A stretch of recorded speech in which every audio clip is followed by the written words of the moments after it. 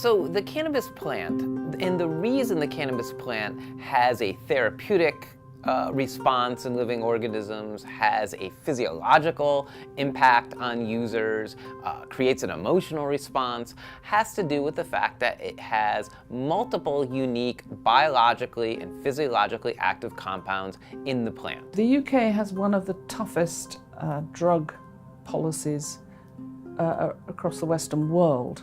The legislation on cannabis at the moment is an ass.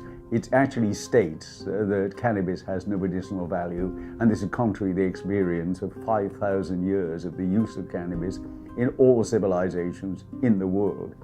It is Billy's anti-epileptic medication that Nick Hurd has taken away. It's not some sort of joint sitting full of recreational cannabis. It is his anti-epileptic medication that he has taken off me at the airport today.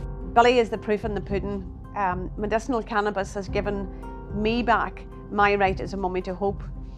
But the most important thing in the midst of all of this is medicinal cannabis has given Billy back his right to life.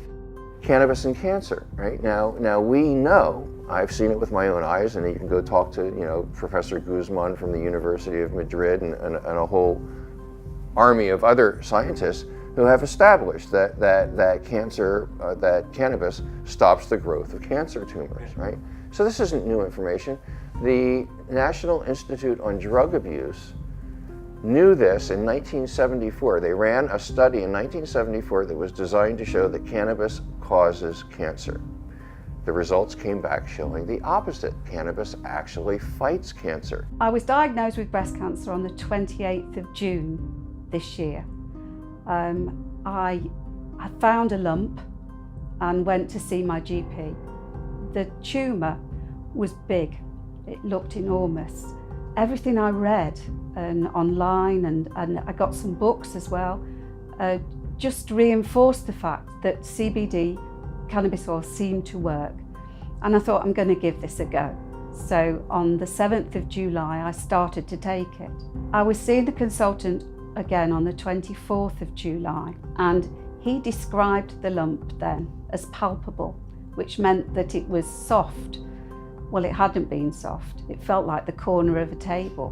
What is known today is that the use of cannabis, even long-term, does not seem to be associated with the diagnoses of the sort of tobacco-related cancers that many people expected.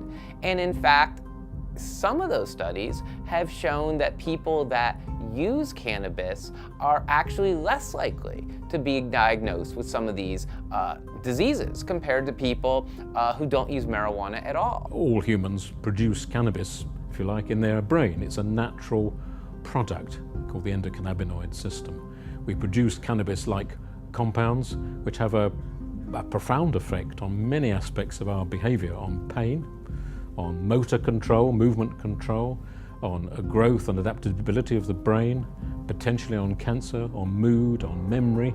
It's a fascinating system. We have a natural right to this medicine, right?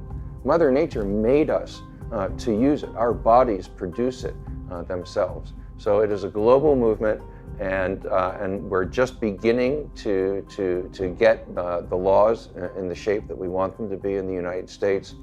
There's a whole world of reform waiting, and so my message to people of good conscience anywhere is that the time to deal with this issue is now.